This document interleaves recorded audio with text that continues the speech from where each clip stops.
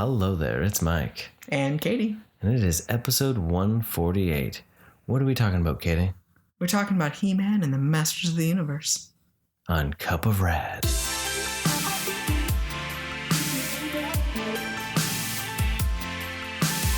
By the power of Grayskull, I have the power. We have the power. That's right, we checked out Netflix's new original reboot of He-Man and the Masters of the Universe. This is like finishing each other's sandwiches episode. So He-Man is all abuzz. Masters of the Universe Mo 2 is like in your face everywhere. Mattel has just struck with vengeance from having... So we had to take part in it. Revelations and now the new CG reboot. Mm-hmm. Now, currently, we actually have been watching the 2K with Kiddo. Yes. And that's our normal weekend cartoon. And so we thought, you know what? We kind of switch it up this last weekend and try watching that one. And apparently we needed a TV day because we binge watched the entire season. That is correct. We have been hitting... Yeah, it was 10 episodes, and I didn't want to move. I stood all day yesterday on the weekend, and so I did not want to move. And yeah, my cat, Mr. Thor, was so happy. Yeah, he was just there. He was just like, yeah. But so we were watching the 2K stuff because we can. And what have your thoughts so far? We finished the first volume of it, which is like the first 13 episodes. Okay, yeah. So this one was a special place for us. I know we've mentioned that before because I used to watch this before we, when I still lived at home, we would watch it. We'd kind of call each other and, we taped it and we would watch this. Yeah. For us way back when. That was like telephone day too. I know. You'd be like, are you watching He-Man? Yeah, I'm watching He-Man. Yeah, I'm watching He-Man too. You see, you see that sword, baby? That was how it went down. Totally went down. That was our long distance dating moment where it was, when I recorded on my little 19-inch TV in my room with my built-in VCR. Yeah. Yes. And then she'd get episodes earlier than I get episodes. And then it caused problems. And then you'd be like, did you see that episode? I'd be like, no, shut your face. What's going on? I know at one point there was like a huge break. I think you ended up mailing me a tape and I was able to watch them that way. Oh, yeah. Right? Bootlegged U.S. copies of TV. Yeah, it's pretty good. So I do remember really fond memories of this. I really did enjoy the cartoon, but it also was like the first cartoon I had watched in ages, right? Oh my goodness. And something like that, right? 20 years ago? Yeah, it was 20 years ago, yeah. And actually I think it came out in 2003, so yeah, it was something about that. Either way, regardless, it was in the early 2000s. It's an old ass cartoon now. Yep. But I'm still enjoying it for the most part. It's still very especially after watching the original Thundercats. Mm-hmm. It definitely did a good job of reflecting that 80s vibe in a lot of it. But I do really like the characters, the way that I really like He-Man and how sure he is. I really never had a problem with Teela, but this time around I'm getting a little irritated with her. And I don't know if I'm irritated with her or I feel bad for her with her frustrations that she feels like someone's hiding something from her and that Adam's always leaving. So I understand and appreciate her irritation, but I'm also totally done with it. Yeah. We know he disappears, whatever. I wonder if you would feel the same way if it hadn't been for Revelation though. Yeah, I don't know. Because I know that definitely gave a different... Because you look at her bitchiness to Adam now. Yeah. In the 2K. And then you realize how it could also be reflected almost with the Revelation, right? Yeah. So that was my only thing with that. But overall, I mean, I'm still really enjoying it. So what about you? No, it's been great. It's been a great ride to watch. I remember those episodes and I'm just like, yes, oh my goodness. Kiddo's really so liking good. it. I'm having a lot of fun with it. The only thing is some of it feels a little dated. Yeah. Which I was actually surprised by. Like, I didn't think it would feel... It comes down more to the animation, like the CG stuff that they used back then. And I do... Like the cell... Like the cell gray, shaded. The gray, it's like the early CG stuff feel where, especially like Triclops's... some of his stuff that Doom Seeker things. Yeah. And it's like, that's early CG. Really out. Yeah. Right? You can tell the difference. So... And some of the grayed out, like when they don't want you to pay attention to certain things, or like it's like shadowing. Yeah, and it just looks like they didn't finish the animation. Like that's what it looks like. Yeah. But besides that, that's not important. We want them to look over here anyway, right? Yeah. But no, I'm really enjoying it. I love the designs of that show. I love the character designs and everything of the 2K. So. That was another one of the things where it like reinvigorated my love for He-Man again back in the day. I'd love to be able to watch the original stuff, but I haven't been able to find it yet where it's available to us. And I went to buy it and it was way more expensive than I wanted to pay for it. Yeah. So we've been watching this, then we watched the Revelations, and now I was like, okay, well, you know what? We're not quite sure about the new reboot. We know it's not really geared towards us, but at the same time, we need to at least give it a try. Yeah. And make our own opinion on it and see what happens, because especially, having a kid that you never know if maybe that would speak to him more. You never know, right? And we really did like even just looking at the trailers, it reminds us a little bit more of like the Troll Hunters feel. And we really like all that type of stuff. So it definitely has that Netflix animated vibe, like the Troll Hunters. The DreamWorks kind of look like Camp Cretaceous and stuff like that. A little bit more colorful, a little bit more cartoony, more anime-esque almost in some spots. So we dove in. We, like Katie said, we ended up watching all 10 episodes in one sitting. Well, because the first 4 episodes, every single time something ended, I was like, oh my gosh, we hit play, continue. Like, I'm not ready to stop. I need to know what happens next. Yeah. So the first 4 episodes, I think, were some of the best episodes of the season. Yes. Because it really did layer the story and there was a lot going on that was quite interesting. Then it got into a few filler episodes. Where they were kind of like exploratories of some of the other characters. And then once it hits 8, about 7 or 8. Well, then they kind of had individual building ones. And then the last 2 were like the big battle. But then it picks up again more. It gets focused again, right? Oh, yeah. And then it's part of like, you could probably, in a lot of cases, feel out like the first 4 and the last 3, and it would be like a shorter season, but it was like even more tight and excitement levels, right? Yeah. But it is different. 100%, really. It is its own thing. Yeah. So if you're looking for that classic He-Man, you best be going and buying your old He-Man discs or out of storage, or buying it or finding it, or looking for the 2K, because it is not your He-Man. Yeah. If you're my age, right? Yeah. It is speaking to a new generation. That being said, though, was it bad? No. I say we watched all 10 episodes in one day. So, and that's not something we normally do. Yeah, I had a good time. I'm excited to see if they end up doing another season. Yeah, we'll put it on there. We haven't sat and binged the 2K stuff. No. Right, to that level. Granted, we've done it pretty quick. Yeah. But that idea that this caught our attention, caught Kiddo's attention enough to just want to sit there and just keep watching. Well, because the characters were different enough. Now, this, if we haven't said this already, is just going to be spoilers. So we haven't spoiled anything yet. So now, we're going to have to do spoilers. If you haven't watched it, now is your time to run away. So run away, go watch it, because I think you should still watch it. I think it would be worth. I think it's worth the at least the chance. Yeah. Be open-minded. Continue listening to the spoilers, and if it sounds cool, then go. If not, then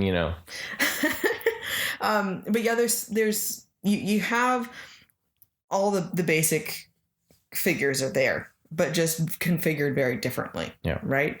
We have Teela, we have Adam, you have Skeletor, you have Evelyn, you have a Trapjaw, you have Randor. We have Cronus. I know. Sorry. Orko does show up. We have Cringer there, and Racal. Oh, Rakash? No, Rakash. Yeah. Rakash. Rakaz. Yeah. I was like, it's not Rakash because that was a C. Right? C of Rakash. So it's very streamlined. There's not actually a lot of characters in it. No, they kind of slowed down. They really peeled it back into trying to build some core characters. Yeah. So Adam is basically like I decided, you said Tarzan, I said Mowgli. He's been lost living in the jungle, being raised with Tiger Clan. So we have Cringer and his fellow tigers have been they found Adam, and he's been there for 10 years, and he's been basically raised by Cringer. So that's why I say Mowgli is kind of like a Mowgli and Bagheera, right? Yeah. And then Cringer sounds like Liam Neeson. Yes, he's wise, and he's the father figure, apparently. Yeah. So Cringer doesn't have claws. Yeah. Something we don't, you learn eventually what happened to him, but he doesn't have claws, and they're constantly trying to, he wants to really pull his weight for the tribe, and he has this essentially a disability, right? Yeah, because someone had cut them off. Yeah, and then so Adam has a friend named Crass. Yes. Which was really hard for us to remember, and even we watched all 10 episodes, and I still couldn't remember what her name was. So this one was adapted from one of the original masters. Then that was brand new, and so I don't know if they just wanted a figure that would fit with him a little bit more as knowing him when he was younger, for story development wise. This is the only character that really kind of bugged me. Yeah. In the series. So what it starts out with Tila she's working for Evelyn and Cronus, and she ends up stealing the sword of is it Power Sword? I think it's referred to it. The Power Sword from the castle for them. And as soon as basically she has it, it starts speaking to her and telling her. And this version of Tila has magic. Yes. She's a full-on witch. So first off with that, I really enjoyed that she had magic, because I like that she had a connection to Grayskull, because it's always been hinted at, but we've never got to see it actually happen in anything, right? Yeah.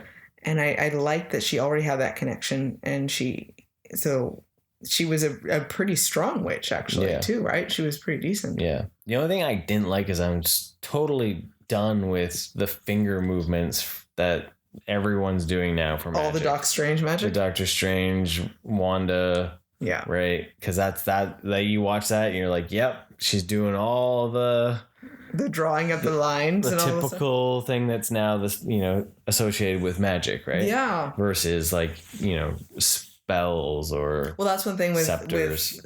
I want to just see Evelyn that she was actually using more curses. She was verbalizing, saying a spell and using her staff, right? So she was a little bit more old school witch. Yeah. So there was a difference there. So Tila steals the sword, and it starts telling her to find this champion, and just giant red flags go up to her that she shouldn't be giving it to the bad guys, right? And Cronus has an apprentice named Duncan. So Cronus is an engineering guy. He used to be the man-at-arms at the castle. Before the coup with Keldor. Yes. So, and then, so he has an apprentice named Duncan who he's teaching to be an engineer. Yeah. And so chaos ensues now then, because now she's a thief, she gets caught, and she's also double crossing and trying to run away with things. And she ends up in the jungle. Yeah. And that's how she crosses paths with Adam. Yeah. Because now they find him, track her down there, and now Evelyn and Cronus are going to go attack the tribe, and they immediately start killing things. Yeah. And raise the village, right? And I was like, oh my goodness, they're going to just go and they just destroy everything. Yep. This was terrible. All these poor creatures, right? There's so humans that live out there. It's humans and cats living together. Yeah, so it's just like this jungle tribe of people, right? So what else happens? That's when right off the first, it was nice. It didn't take too long. He-Man gets his power right off the bat because they mentioned the fact that he's wearing this bracelet and that's his only tie.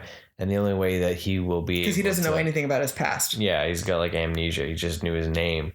And the only way that he's going to be able to actually like fully join the Tiger Club is if he gets rid of his old bracelet to get his tattoo or whatever they said, right? Mm-hmm.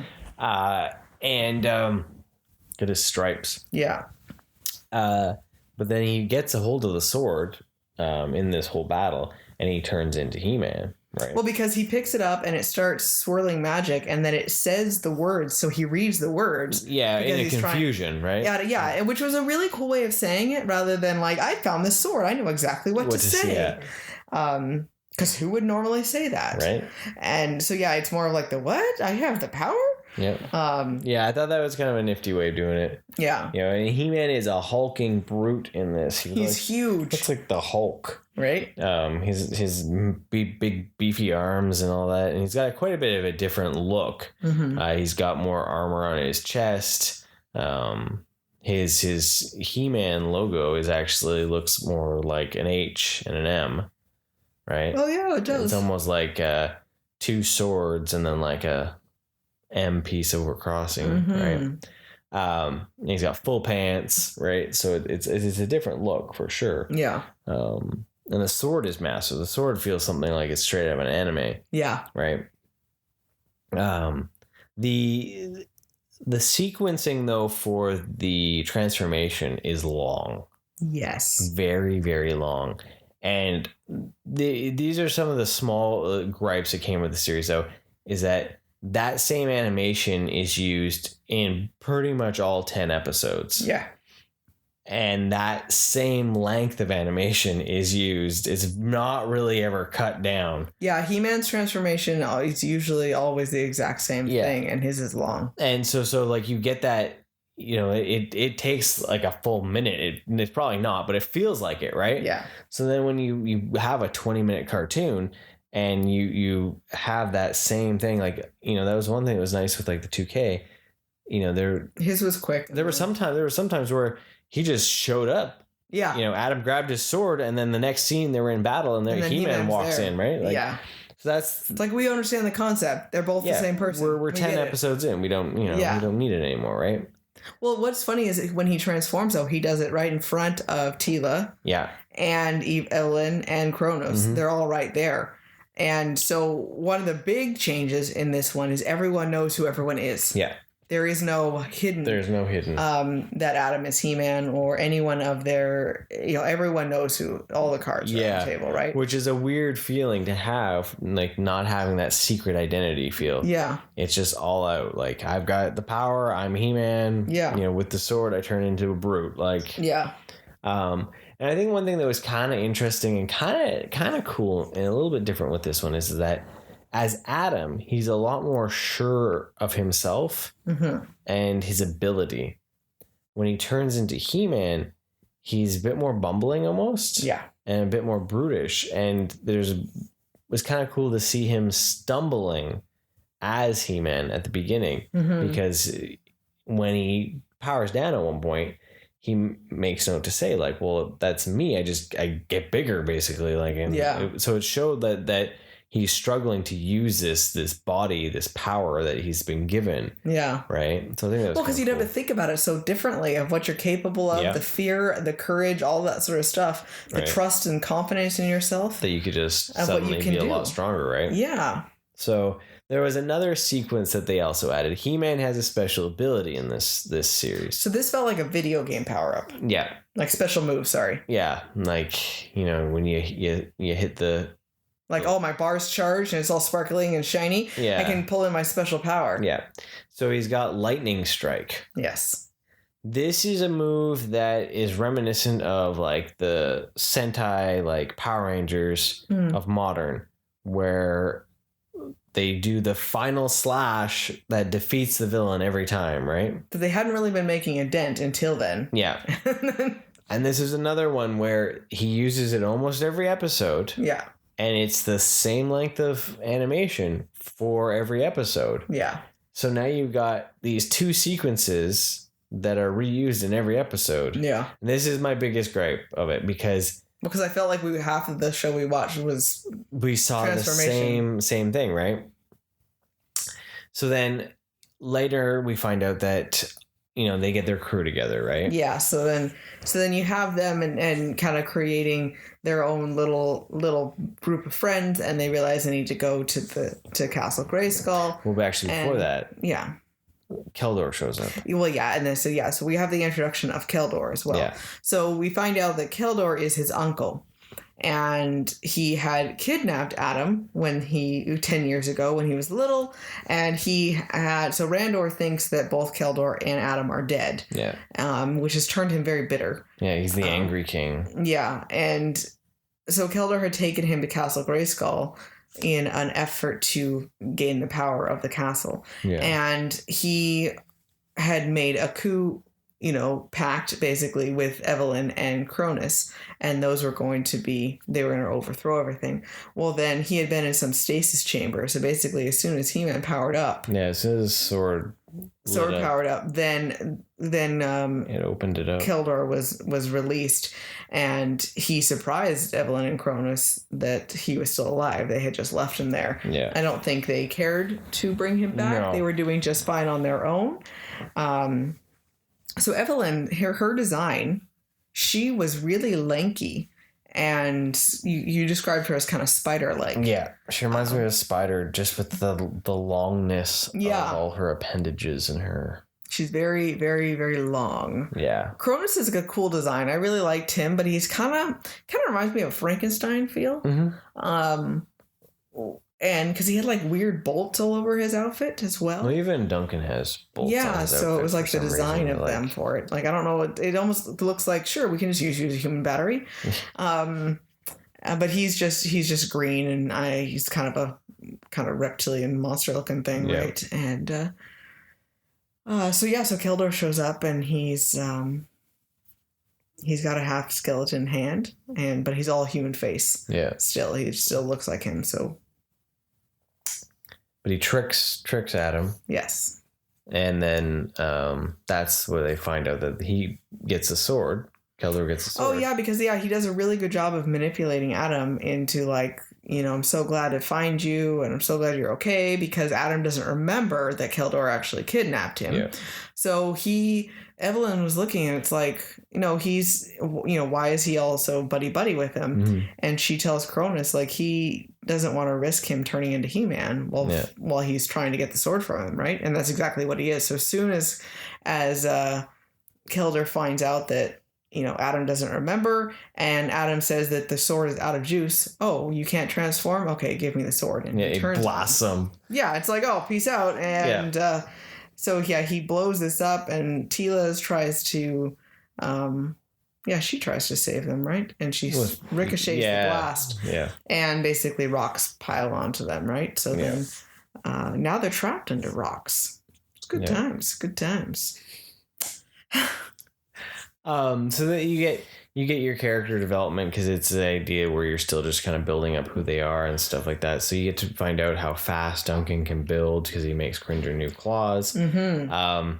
You find out that Crash is afraid of small spaces. Yeah. So you're getting more depth into these characters and all that. The one thing I wasn't a big fan of, though, is that here you have Duncan, that he's always been portrayed so confidently. He is kind of the bumbling, wimpy. Yeah, wimpy. Yeah. And Crash even calls him Crass. Sorry. I see. We didn't get the name real well. Well, yeah. No, it's okay. Dinky. Yeah, like she always. Yeah. She had nicknames for everyone. Yeah, and it was kind of annoying. It was really annoying. I want to say that, like, this character I didn't like. Yeah. I could have done without this character, because it's a character that I don't really care about in any He-Man lore, though. Yes. Right? So, like, I'm just going to say right now, she's Ram Man. right? Yeah, because she likes to she has this helmet on all the time, and she kind of runs into things, and you hear about that, and we're like, oh, okay, so that's where that's coming from. And then in that episode, you find out that she had crashed, lost her parents, and she's wearing her father's helmet. Yeah. So which is why it's a little bit bigger on her and everything like that. But yeah, she's a Ram Ma'am. Yeah. And I'm cool with the gender swap. That's fine. It's not the end of the world. But the character herself was, there was more obnoxious qualities than positive ones for it, right? She was just kind of there, right? Yeah. Like if she doesn't come back, I'm I'm like, whatever. Yeah. Right. Like Tila, I thought was really well done. It was a really cool kind of character. I really like that. Yeah. Duncan grew on me as he gained more confidence, right? Throughout the series. Tila reminded me of the princess from Atlantis. Yeah. The design of it, right? With the darker skin and the white hair and all that sort of stuff. I really like that. And then all the white, blue, magic-y glowiness. Yeah. So that's all I thought of the whole time. Yeah. I think Cringer is probably one of the better characters in it because he was just interesting because he had quite the tragic backstory. Yes. But so they go to the Grayskull and they find out though that they can share the power. Yes. So friendship is magic, sharing is caring. Give the power to other people. And that was the kind of idea that separated them from Keldor and his crew. Was he was originally supposed to share the power, right? That was their original coup plan. It was like, well, no, why would I share any of that power with you at all? Yeah. So this is mine. You are minions. Go away. And He-Man's over here being like, well, what if we all had this ability and I could basically power all of you up? Yeah. So then guess what that means? More transformation scenes. Yes. And this was the problem. This was my biggest problem with the show. And I mentioned it because now we've added more. Now you don't just have He-Man's transformation. You have Tila's transformation. You have Mam's transformation. You have Cringer's transformation. And now you have Man-at-Arms transformation. Yep. So you got 5 transformations total. Yeah. And they don't seem to skimp on showing you the transformations. They do. That first one was like, oh my God, please tell me we're not going to watch the whole things over and over and over again because they're quite long. They did skimp them, but it doesn't feel like it because there's so many of them. Yeah. They don't even, there was only like one episode where they did them on one screen. Yes. But besides that, they were all separate each time. Well, that was one of my things that I know I didn't watch Power Rangers with you guys all the way through, but I had noticed when I would see them, as they got farther along, their transformation sequences seemed to get longer. Yeah. Oh, yeah. And then then you have less episode, right? Yeah. And that's one thing, even in my Sailor Moon, I got tired with. Some of them are really pretty, but I'm like, oh my God, I don't need to watch this transformation again. And that, I dislike it too. Yeah. The Sailor Moon's the same way. And throughout this series as well, they give you, everyone gets a power up. Yeah. So they all have a special power up, final blow. Yep. And so there was one episode that had all of these transformations, special abilities. Then the special abilities combined. Yes. And then was that the same episode where they got the Dark Masters too? And then so in this we had Keldor, which now Keldor, it was really cool. I like his backstory of how he became Skeletor, right? Because he goes to Grayskull. The sorceress gives him a choice. Basically, here he's demanding he's either going to kill the boy or you give me power. So she presents him with the Havoc Staff, right? A staff. It's a scepter. It's a scepter or the sword. And he basically says, well, a sword is a servant of something. It's a soldier. It's a soldier. The staff represents ruling. Yeah. And so he grabs that. Well, then he goes to power it up in this little magic portal thing. Well, it melts his hand and starts it sucks him in there. So he blames her as if that choice was not his fault. Yeah. And he chose poorly, right? Yeah. And because he chose on the side of ruling and control and everything. And so he basically back at Grayskull when he had stolen the sword and he's trying to unlock the power and undo everything like that and get in. he ends up embracing it and running into his whole body now is in this vortex, blast, right? So then it affects him everywhere. Yeah. So now he's turned into Skeletor, and it's melted his mind too. Yeah, he went from being like fairly well spoken to just like crazy, very Joker-esque, like. A few times he sounded like Mark Hamill's Joker. Kind of like a few jokes and like almost fourth wall breaking jokes in some points. Yeah. And because he just thinks he's the greatest thing ever, and it was really cool to see. Like I really dug it. I really dug it. Yeah. The later on, I liked how Evelyn and Cronus would look at him like, "Oh my God, I can't believe we have to be." They we're following this guy. We're following her out. What are we doing? Yeah, they were just, and it shows them that he's just broken. He's just he's just evil and with no like. Well, because they're constantly just trying to figure out how can we double cross him so we can get that power. Yeah. So. And that's how the Havoc staff comes around. He transforms the scepter into the Havoc staff. There we go. Yeah, because he's using Havoc magic. Yeah. Right. So then that's where his power is coming from, is the Havoc magic. Yeah. So. But yeah, I thought it was pretty interesting just to see how, he's just evil. He just comes across very evil. Yeah. Later in the series, there's one joke where they get the Snake Mountain, and he's got like a microphone. It's like the weirdest thing. And he's like, you're down there and I have a microphone. That's why you can hear me. Ha ha ha. Right? The eyes are like lighting up as he talks on Snake Mountain. Even Kiddo was like, what is up with the eyes? But it was just so ridiculous, right? And but yeah, they end up getting transformations themselves, the Dark Masters. So then they look a little bit closer to their older counterparts. Yeah, because Kronos, we had forgotten to, in a fight, he got uppercut, punched pretty hard, and he got hit with the mace. Oh yeah, and you're like, oh, I really hope they break his jaw.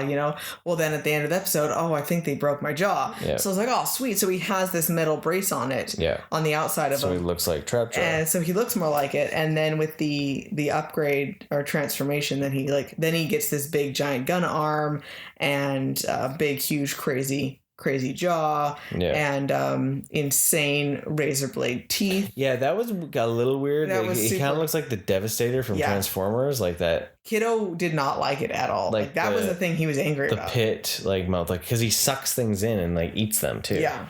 Right. And then Evelyn gets wings and all sorceress looking. She's has a little bit more of a style of more of a dress and and she's got.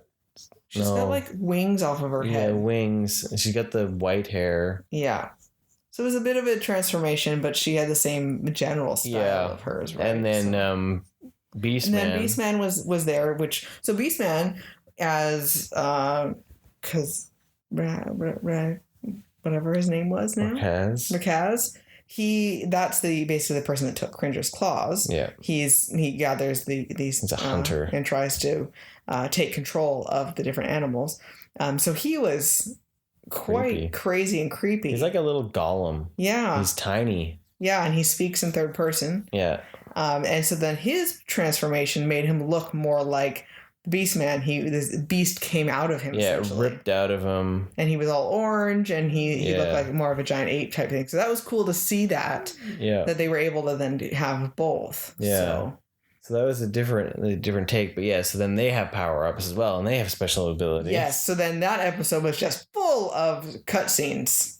Where just just craziness. Yeah. And then Skeletor had a special power-up one too. So there was it was just these My complaints with the one of my biggest complaints with the cutscenes there though is that they have this power up ability, right? And then just like a video game, you don't really even video games you even see a little bit more. It went from we're watching them charge up and we're going to see them shoot this thing. And then it just cuts to the bad guy already being hit and having the reaction to it. Yeah. You don't actually get to see the full follow through of it. And you make a good point. It's a little bit of cheap on the animation because they don't have to actually animate that sequence of the lightning strike hitting the Skeletor. It's done, and then we just have to put Skeletor sliding across the ground. Yeah. And that irritated me every time. Yeah, and that's where I think I felt like a let down, right? Right, because you were getting all this other action, and then all of a sudden it was just like, meh. Yeah. Right?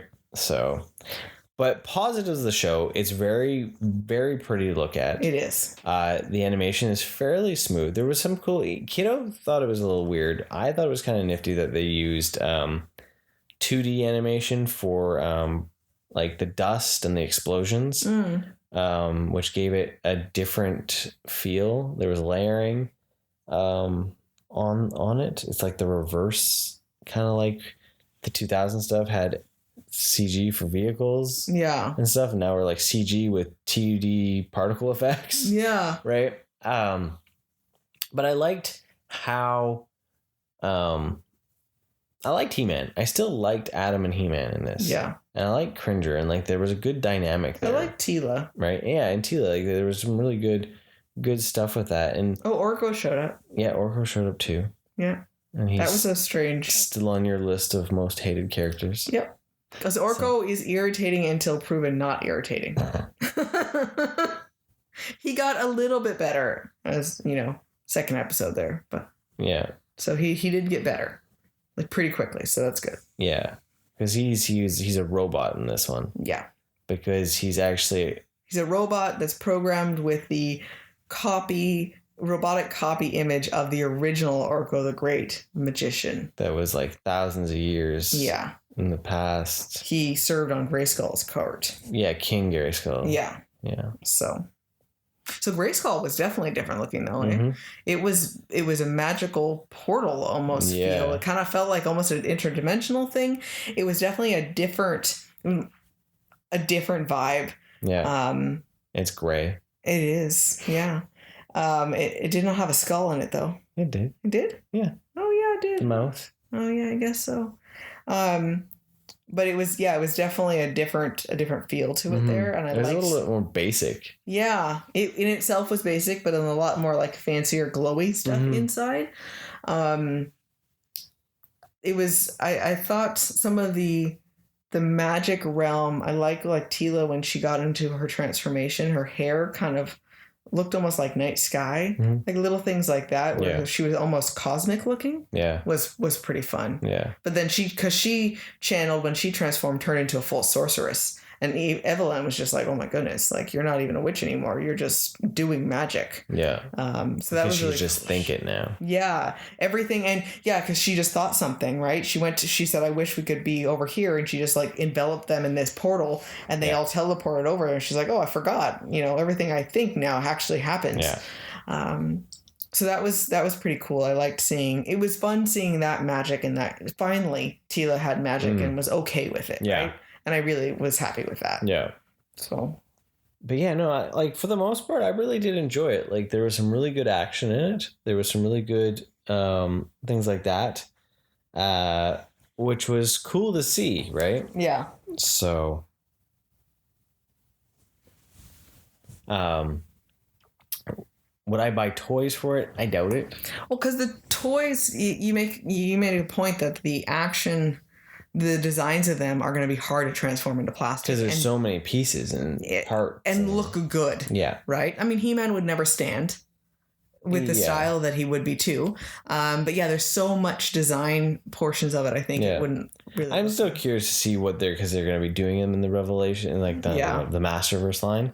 But I don't know. Like I liked He-Man's look. I know Kiddo was a little like he's too big and bulky, right? But I thought it was really kind of cool to see. So the season really ends with a cliffhanger, though, which was pretty interesting to see because a lot of modern cartoons don't. Yeah. Anymore. Just in case. Just in case we don't come back. So bad guys win. Yeah. They full on win. There was like the fake out in episode 9, and then they came back in episode 10 to kick ass, the heroes. But at the end of it, the bad guys win in this, and Skeletor gets to sit on Eternos' throne. Yep. And Grayskull, they're using the Elder Sorceress's power to try to move it. Yes. And because it's going to be taken over because Keldor had taken over the legions of the kingdom because he infiltrated the general and has basically mind controlled him. Yeah. So now he's got the whole army working for him. So they've gone off to Grayskull and they're basically the only concept is trying to move the castle. Yeah. So she sucks it into a pocket dimension or whatever and says, well, I don't know where we're going to end up. And that's how the season ends. Right? Like, it was a bit of a trip to have that and be like, wow, like they're really hoping they can come back. Yeah. So go watch it so it can come back. Right? Because I want to know where this is going to go. Like, you know. Like, well, because with the bumbling aspect of He-Man, you know, they were still they're trying to work together as a team, but they had only, because Ram Mam had gone off and wanted to stay. She was very much against the not just staying and protecting the tribe. Yeah. You know, having a hard time with the idea of protecting everyone. He-Man's like, well, I have to help everyone. I have this power. Yeah.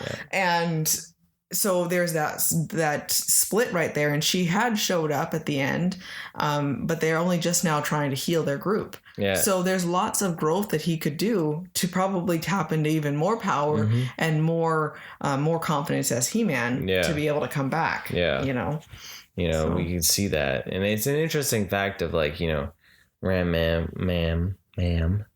Why is that hard? We don't like it because we want to say Ram Man because it's. I know, but just even ma'am is hard to say. Because it's not a normal thing we use. But we never say it after something like that. Yeah, that's true. It's the idea of like almost like that small idea thinking of like, well, I've got this power and I'm only going to protect my village. Yeah. Where He-Man is the idea, well, I have this power, I'm going to protect the world. Yeah.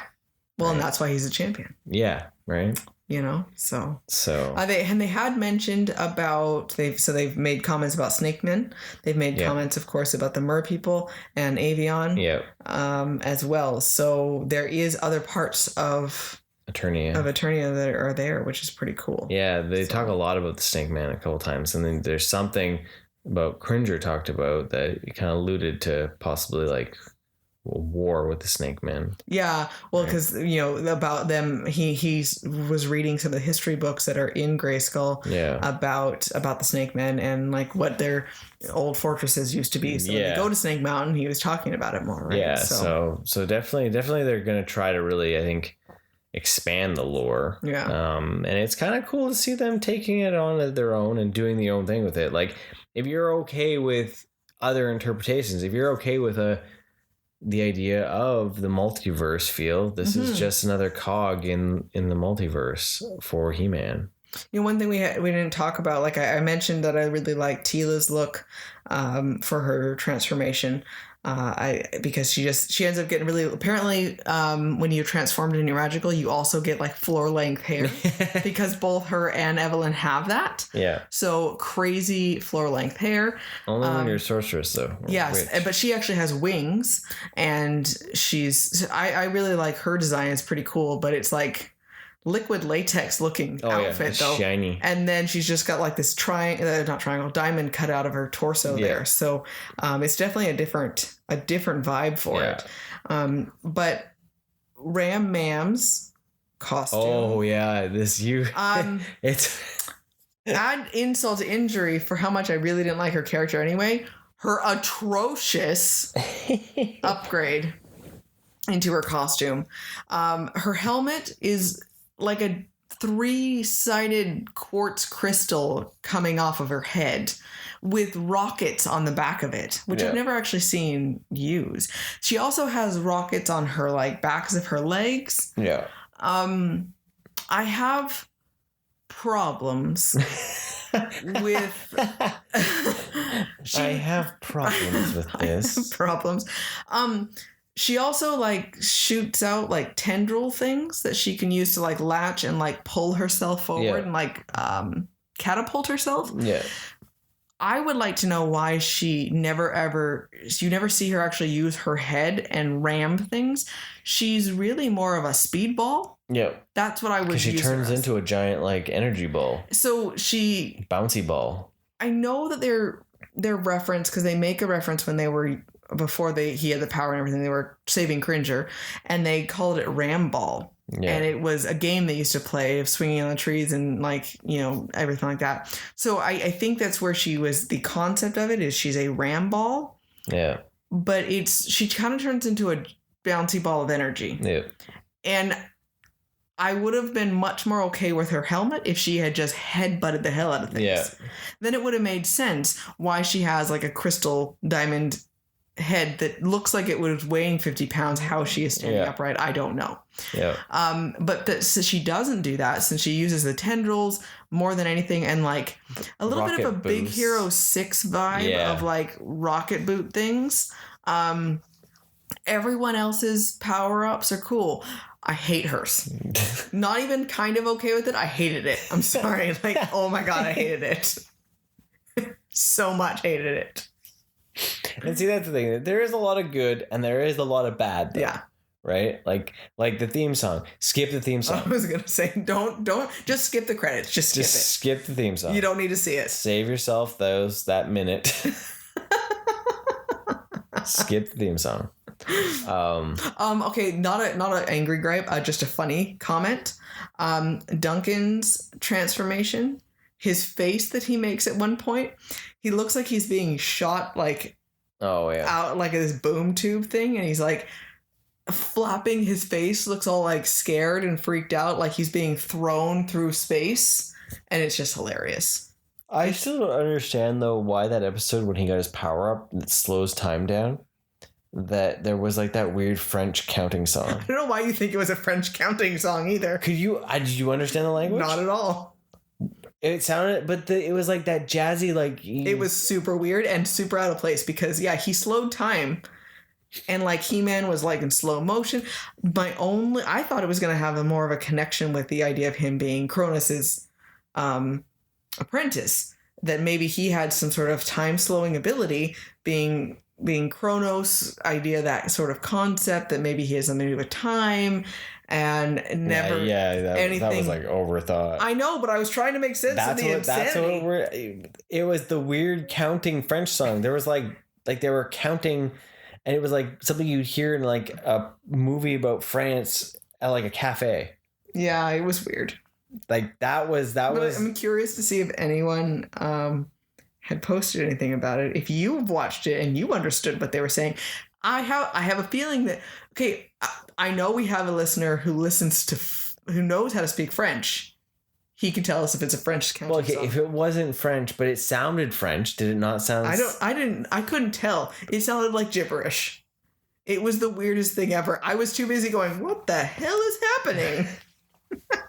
But it was a strange ad. It was super weird. That was actually one of the things that really bugged me. But it was in part of those filler episodes. Yeah. Right. Those ones that were in the middle that were like those like building episodes of like, this is who this character is versus, the story actually really moving forward. Yeah. With things. But yeah, it's just another kind of cog in trying to make something more relevant to the kids and find the... Yeah, all I can find is Revelation stuff. So way to go. Like when we asked Kiddo, out of everything you've watched so much of He-Man, what's been the thing that you've enjoyed so much? And he said, well, Revelations, I don't really know much because I don't know the old stuff. Mm-hmm. He's like, fair 2K enough. I'm enjoying, he said, but he's like, I kind of like this one. And honestly, that's exactly what it's supposed to do. And honestly, why? He loves cats. Yep. He loves his Warrior novels. Tigers specifically are his favorite. So the fact that there was a whole tribe, because that was the thing that bothers him. He's like, why is there not more? Why is there not more of these green and yellow cats running around? Yeah. So the fact that there was a whole tribe of these tiger cats, he was just like all in on this. Like he literally, you could probably spin that thing off into its own series. Tiger Tribe, if it as long as it was Cringer and his cat brothers. Well, you specifically told him that, and he was like, "Yeah, totally. Yeah, yeah, I'm down. Yeah, just give me the Cringer show. Yeah, right. Yeah.